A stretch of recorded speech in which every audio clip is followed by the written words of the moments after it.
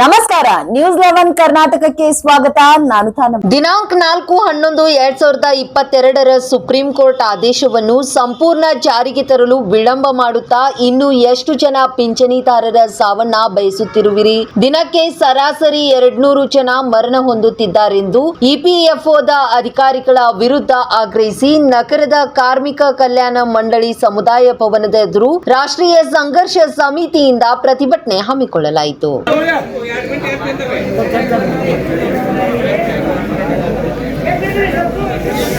ಎಲ್ಲರೂ ಕುಂತಲ್ಲೇ ಎತ್ತಿಂದರೆ ನಮ್ಮನ್ನೇನು ಮರಣ ಹೊಂದಿದಾರ ಅವರೆಲ್ಲರಿಗೂ ಒಂದು ನಿಮಿಷ ಮೌನ ಆಚರಣೆ ಮಾಡೋಣ, ಆಮೇಲೆ ನಮ್ಮ ಬಾಕಲ ಓಕೆ.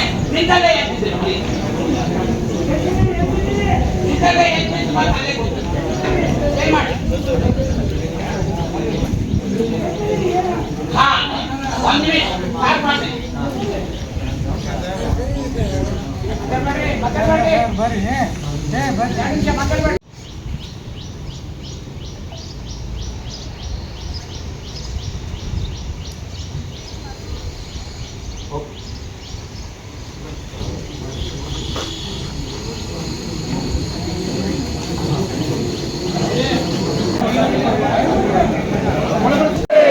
ಅಶೋಕ್ ರಾವುತ್ ಅವರಿಗೆ, ಕಮಾಂಡರ್ ಅಶೋಕ್ ರಾವುತ್ ಅವರಿಗೆ,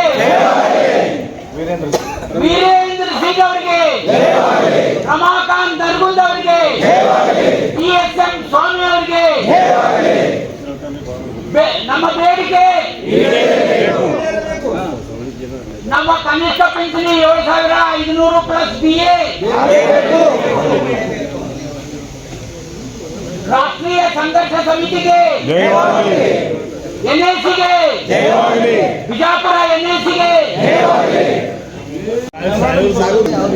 ರಾಷ್ಟ್ರೀಯ ಸಂಘರ್ಷ ಸಮಿತಿ ಬಿಜಾಪುರ ಘಟಕ ನಾವೆಲ್ಲ ಈಗ ಇಲ್ಲೇ PF ಆಫೀಸ್ ಎದುರುಗಡೆ ಹೋರಾಟಕ್ಕೆ ಬಂದಿದ್ದೇವೆ. ಹೋರಾಟದ ಉದ್ದೇಶ ಇಷ್ಟೇ, ನಾವು ಕಳೆದ 8 ವರ್ಷಗಳಿಂದ ಬುಲ್ಡಾನದಲ್ಲಿ ಈ ರಾಷ್ಟ್ರೀಯ ಸಂಘರ್ಷ ಸಮಿತಿ ಸರದಿ ಉಪವಾಸ ಮಾಡ್ತಾ ಈಗ 2,090 ದಿನಗಳಾದರೂ ಸಹಿತ 98 ದಿನಗಳಾದರೂ ಸಹಿತ ಸರ್ಕಾರ ಎಚ್ಚೆತ್ತುಕೊಂಡಿಲ್ಲ. ಯಾಕಂತಂದ್ರೆ ಮುಂಚೆ ಸಂಘರ್ಷಣೆ ಇದ್ದಿಲ್ಲ ಮತ್ತು ಸಂಘಟನೆ ಇದ್ದಿಲ್ಲ. ಈಗ ಸಂಘಟನೆ ಆಗಿದೆ, ಸಂಘರ್ಷ ಆಗಿದೆ. ಈಗ ನಮಗೆಲ್ಲ ಸಂಘರ್ಷ ಮಾಡೋದ್ರಿಂದ ಬಲ ಬಂದಿದೆ. ನಾವು ಕಳೆದ 14ನೇ ತಾರೀಕು ಬೆಂಗಳೂರಲ್ಲಿ ಒಂದು ರಾಜ್ಯದ ಒಂದು ಕಮಿಟಿ ಮಾಡಿದ್ವಿ. ಅಲ್ಲಿ ಅಧ್ಯಕ್ಷರಾದಂಥ ಸ್ವಾಮಿ ಅವರು, ಮಂಜುನಾಥ್ ಅವರು, ನಮ್ಮ ರಾಷ್ಟ್ರೀಯ ಸಂಚಾಲಕರಾದಂಥ ನರಗುಂದ್ ಅವರು ನಮಗೊಂದಿಷ್ಟು ಸಲಹೆಗಳನ್ನು ಕೊಟ್ಟಿದ್ದಾರೆ. ಏನು ಅಂತಂದ್ರೆ, ನಿಮ್ಮ ಜಿಲ್ಲೆಯಲ್ಲಿ ಇರ್ತಕ್ಕಂಥ ಪಿಂಚಣಿದಾರರು ಅವರಿಗೆ ನೀವು ಎಲ್ಲ ವಿಷಯಗಳನ್ನು ಮನೆ ಮನೆಗೆ ಹೋಗಿ ಮುಟ್ಟಿಸ್ರಿ ಅಂತ ಹೇಳಿದಾರೆ. ಆದರೆ ನಮ್ಗೆ ಯಾರು ಪರಿಚಯ ಇದ್ದಾರೆ ಅಲ್ಲಿ ಹೋಗ್ತಾ ಇದ್ದೀವಿ, ಯಾರು ಇಲ್ಲಲ್ಲ ನೀವು ಬಾಜು ಇದ್ದರೆ ನೀವೇ ಮಾಡಿ ನಮಗೆ ಅದರ ಮಾಹಿತಿ ಕೊಡಬೇಕು. ನಾವು ಮಾಹಿತಿ ಕಲೆಕ್ಟ್ ಮಾಡ್ತೀವಿ. ಬಿಜಾಪುರ ಜಿಲ್ಲೆಯಲ್ಲಿ ಎಷ್ಟು ಜನ ಪಿಂಚಣಿದಾರ ಇದಾರ, ಯಾವ ಸಿಮೆಂಟ್ ಫ್ಯಾಕ್ಟ್ರಿ ಇರಲಿ, ಶುಗರ್ ಫ್ಯಾಕ್ಟ್ರಿ ಇರಲಿ, PID ಇರಲಿ, DCC ಬ್ಯಾಂಕ್ ಇರಲಿ, ಸಿದ್ದೇಶ್ವರ ಬ್ಯಾಂಕ್ ಇರಲಿ, KSRTC ಇರಲಿ, ಅನೇಕ ಸಂಘ ಸಂಸ್ಥೆಗಳು ಯಾರು ಪ್ರೈವೇಟಲ್ಲಿ ಕೆಲಸ ಮಾಡಿ ನಿವೃತ್ತಿ ಹೊಂದಿದವರು ಅವರೆಲ್ಲರೂ ಈ ಒಂದು ಕಮಿಟಿಯಲ್ಲಿ ಭಾಗಿಯಾಗಬೇಕು ಮತ್ತು ಸದಸ್ಯತ್ವವನ್ನು ಹೊಂದ್ಕೋಬೇಕು ಮತ್ತು ಹೋರಾಟದಲ್ಲಿ ನಿರಂತರ ಬರಬೇಕು. ಇಲ್ಲ ಯಾರೋ 4 ಜನ ಹೋರಾಟ ಮಾಡೋದು, ಗಡಲ್ ಸರ್ ಒಬ್ಬರು ಬರ್ತಾರೆ ಕರೆದ್ರೆ ಅಷ್ಟ ಬರೋದು ಅಂತಲ್ಲ. ಪ್ರತಿನಿತ್ಯ ನಾವು ನಮ್ಮ ಪಿಂಚಣಿಗಾಗಿ ನಾವು 1 ತಾಸು ಮೀಸಲು ಇಡಬೇಕು ಪ್ರತಿನಿತ್ಯ, ಅಥವಾ ಒಂದು ತಿಂಗಳಿಗೆ 1 ದಿವಸ. ಹೀಗಾಗಿ ನೀವೆಲ್ಲ ಇವತ್ತು ಭಾಳ ಜನ ಬಂದಿದ್ರಿ, ನಮಗೆ ಭಾಳ ಸಂತೋಷ ಅನಿಸಿದೆ. ಈ ಹೋರಾಟ ನಿರಂತರವಾಗಿ ಇರಬೇಕು. ನಮಗೆ ತಿಳಿದ ಮಟ್ಟಿಗೆ ನರಗುಂದ್ ಅವರು ಹೇಳಿದ ಮಟ್ಟಿಗೆ ನಮಗೇನಾಗಿದೆ ಅಂತಂದ್ರೆ, ಈ ತಿಂಗಳ ಹೆಚ್ಚಿಗೆ ಆಗುತ್ತೆ ಅನ್ನೋ ಭರವಸೆ ಇದೆ, ಸಂಕಲ್ಪನೂ ಆಗಿದೆ. ಅದು 100ಕ್ಕೆ 100 10,500 9,000 ಇದರಿಂದ 10,500 ಈ ಪಿಂಚಣಿ ಬಂದೇ ಬರುತ್ತೆ. ಈ ತಿಂಗಳ 30ನೇ ತಾರೀಕಿನೊಳಗಾಗಿ ಅದು ಆರ್ಡರ್ ಆಗೇ ಆಗುತ್ತೆ. ಆದರೆ ಆಗತ್ತ ಅಂತ ನಾವು ಮನೆಯಲ್ಲಿ ಕೂತ್ರೆ ಆಗಲ್ಲ. ತಾಯಿ ಮಗು ಹತ್ರ ಹಾಲು ಕೊಡ್ತಾಳೆ.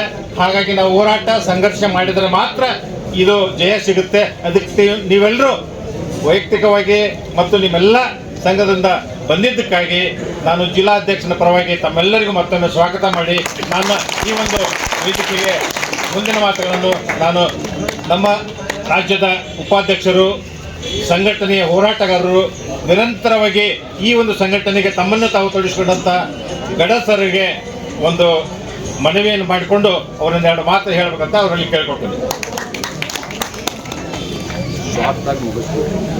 ಎಲ್ಲರಿಗೂ ಶುಭವಂದನೆಗಳು ಅಂತ ಹೇಳಿ. ಯಾಕಂದ್ರೆ ನಮಗ ಒಳ್ಳೇದಾಗೋ ಕಾಲ ಬಂದದಿ. ಕೆಲವೇ ದಿನಗಳಲ್ಲಿ ನಮ್ಮ ಬೇಡಿಕೆ ಈಡೇರ್ತದೆ, ಖಂಡಿತವಾಗಿಯೂ ಈಡೇರ್ತದೆ. ನಮ್ಮ NAC ಬಿಜಾಪುರದ ಅಧ್ಯಕ್ಷರಾದ ಎಚ್ ಜೆ ಗೌಡರ್ ಸರ್, ಆಮೇಲೆ ನಮ್ಮ MA ಮುಲ್ಲಾ ಸಾಹೇಬರು, ನಿವೃತ್ತ ವಿಭಾಗೀಯ ನಿಯಂತ್ರಣಾಧಿಕಾರಿ ಅವರು, ಆಮೇಲೆ ಉಳಿದ ಎಲ್ಲ ಪದಾಧಿಕಾರಿಗಳು, EPFO ಕಚೇರಿಯಲ್ಲಿ ಇದ್ದಂತ ಕ್ಲರಿಕಲ್ ಸಿಬ್ಬಂದಿಗೆ ನಾವು ಮನವಿ ಪತ್ರ ಕೊಡ್ತಾ ಇದ್ದೇವೆ. ಆಮೇಲೆ ಅವರು ನಿಧಿ ಆಪ್ಗೆ ನಿಕಟ ಅಂತೇಳಿ BLD ಒಳಗದಾರ, ನಾವು ಅಲ್ಲಿ ಹೋಗಿ ಇನ್ನೊಂದು ಪತ್ರ ಕೊಟ್ಟು ಬರ್ತೇವೆ ಅವ್ರಿಗೆ. ಇವತ್ತಿನ ದಿವಸ 27 ಸೆಪ್ಟೆಂಬರ್ 2024 ಇಡೀ ದೇಶಾದ್ಯಂತ ನಮ್ಮ ರಾಷ್ಟ್ರೀಯ ಸಂಘರ್ಷ ಸಮಿತಿ EPFO ಕಚೇರಿ ಎದುರುಗಡೆ ಪ್ರತಿಭಟನೆ ಮಾಡಿ ಮನವಿ ಕೊಡುವಂಥ ಕೆಲಸ ಇಡೀ ದೇಶದೊಳಗೆ ಮಾಡ್ತಾ ಇದ್ದೇವೆ. ಎಲ್ಲ ದೇಶದ 758 ಜಿಲ್ಲೆ ಅದಾವ ಅಂತ ಹೇಳ್ತಾರೆ. ಸುಮಾರು 600 ಜಿಲ್ಲೆ ಒಳಗೆ ಈ ಕಾರ್ಯಕ್ರಮ ಇವತ್ತು ನಡೀತಾ ಇದೆ.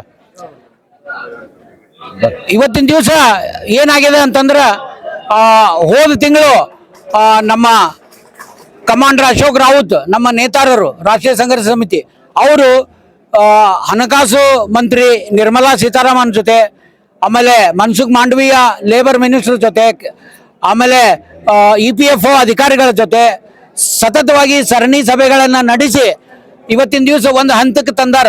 ಏನು ಅಂತಂದ್ರೆ, ಈ 3 ಇಲಾಖೆಯಿಂದ, ಹಣಕಾಸು ಇಲಾಖೆ, ಕಾರ್ಮಿಕ ಇಲಾಖೆ, EPFOದಿಂದ ಒಂದು ಕನಿಷ್ಠ ಪಿಂಚಣಿ ಹೆಚ್ಚಳದ ಸಲುವಾಗಿ ಒಂದು ಪ್ರಸ್ತಾವನೆಯನ್ನ ಕ್ಯಾಬಿನೆಟ್ಗೆ, ಕೇಂದ್ರ ಸರ್ಕಾರದ ಕ್ಯಾಬಿನೆಟ್ಗೆ ಸಲ್ಲಿಸಿದ್ದಾರೆ. ಅದನ್ನ 30ನೇ ತಾರೀಕಿನೊಳಗೆ, ಸೆಪ್ಟೆಂಬರ್ 30ನೇ ತಾರೀಕಿನೊಳಗೆ ಈಡೇರಿಸಬೇಕು ಅಂತ ನಾವು ಹೇಳಿದ್ದಾಗ್ಯದ. ಅದಕ್ಕೆ ಆ 30ನೇ ತಾರೀಕಿನ ಒಳಗೆ ಅವರು ಈಡೇರಿಸಲಿಲ್ಲ ಅಂದ್ರೆ ನಮ್ಮ ಹೋರಾಟ ನಿಲ್ಲಿಸಬಾರದು ಅಂತೇಳಿ ನಾವು ನಿರಂತರವಾಗಿ ಇಟ್ಕೊಳ್ಳೋ ಹೋರಾಟ ಅಂತೇಳಿ ಇವತ್ತಿನ ದಿವಸ ನಾವು ಇಲ್ಲೇ ಸೇರಿದೆವು.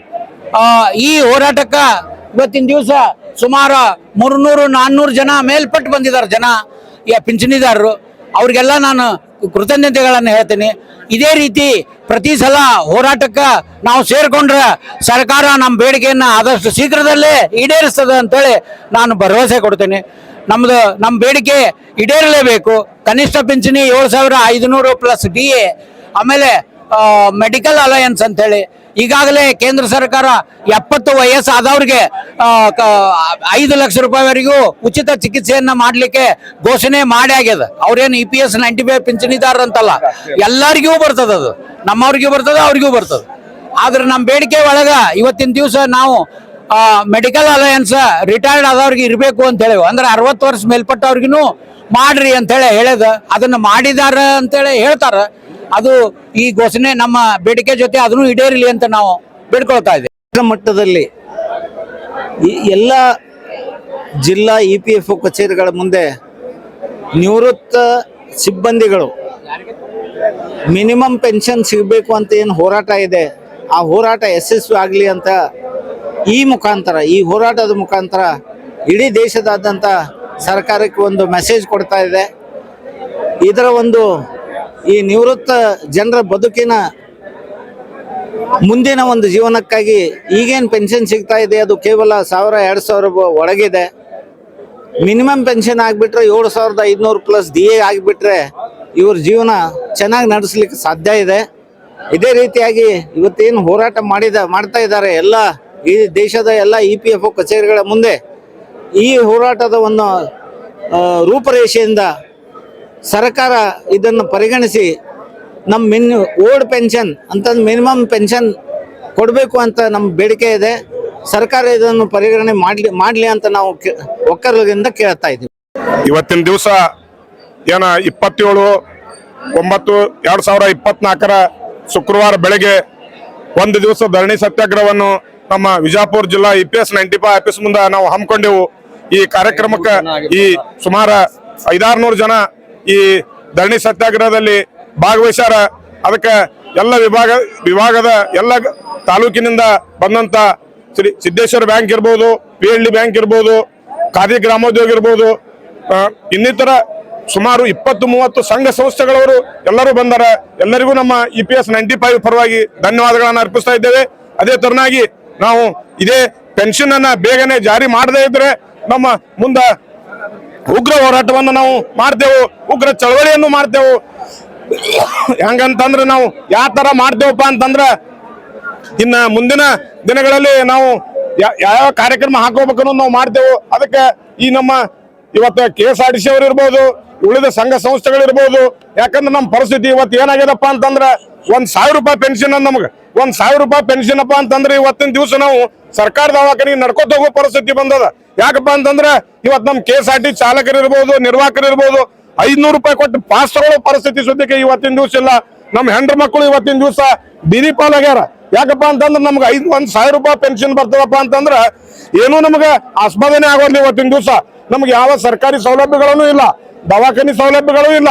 ಆದ್ದರಿಂದ ನಾವು ಇದೇ ತರನಾಗಿ ಕೇಂದ್ರ ಸರ್ಕಾರ ಈ ವಿಳಂಬ ನೀತಿಯನ್ನು ತೋರಿಸಿದ್ರೆ ಮುಂದಿನ ದಿನಗಳಲ್ಲಿ ನಾವು ಉಗ್ರ ಹೋರಾಟವನ್ನ ಹಾಕೋತೇವೆ ಅಂತೇಳಿ ಇವತ್ತಿನ ದಿವಸ ನಾವು ಭಾರತ ಸರ್ಕಾರಕ್ಕೆ ಎಚ್ಚರಿಕೆಯನ್ನು ಕೊಡ್ತಾ ಇದ್ದೇವೆ. ನಮ್ಮ ಹೋರಾಟ ಎದಕ್ಕಂತಂದ್ರ ಈ ಪಿಂಚಣಿ ಸಲುವಾಗಿ ನಾವು ಸತತ 2-3 ವರ್ಷಗಳಿಂದ ಮಾಡ್ತಾ ಇದ್ದೀವಿ. ಇದು ಹೋರಾಟ ಸತತವಾಗಿ ಮಾಡೋದ್ರಿಂದ ನಮಗೊಂದು ಪ್ರತಿಫಲ ಸಿಕ್ಕಿದೆ. ಕಳೆದ ನಾವು 14ನೇ ತಾರೀಕು ಬೆಂಗಳೂರಲ್ಲಿ ಒಂದು ಕಾರ್ಯಕ್ರಮ ಮಾಡಿದಾಗ ಕಾರ್ಯಕಾರಿ ಸಮಿತಿಯಲ್ಲಿ ನಮಗೆ ಒಂದು ಒಳ್ಳೆಯ ಸುದ್ದಿ ಬಂದಿದೆ. ಈ ತಿಂಗಳ 30ನೇ ತಾರೀಕಿನೊಳಗಾಗಿ ಇದು ಒಂದು ಗೌರ್ಮೆಂಟ್ ಆರ್ಡರ್ ಆಗುತ್ತೆ, ಪಿಂಚಣಿ ಹೆಚ್ಚಾಗುತ್ತೆ ಅನ್ನೋ ಭರವಸೆ ಇದೆ. ಆದರೂ ಸಹಿತ ನಾವು ನಮ್ಮ ಸಂಘಟನೆ ಮತ್ತು ನಮ್ಮ ಹೋರಾಟ ನಿರಂತರವಾಗಿ ಮಾಡ್ತೀವಿ. ಎಲ್ಲ ಪಿಂಚಣಿದಾರರಿಗೆ ಒಳ್ಳೆಯ ಭವಿಷ್ಯ ಆಗಲಿ ಅಂತ ನಾನು ಅಧ್ಯಕ್ಷನಾಗಿ ತಮ್ಮಲ್ಲಿ ಮನವಿ ಮಾಡಿಕೊಡ್ತೇನೆ. ನಿರಂತರ ಸುದ್ದಿಗಾಗಿ ನೋಡ್ತಾ ಇರಿ News 11 ಕರ್ನಾಟಕ. ಲೈಕ್ ಮಾಡಿ, ಶೇರ್ ಮಾಡಿ, ಸಬ್ಸ್ಕ್ರೈಬ್ ಮಾಡಿ.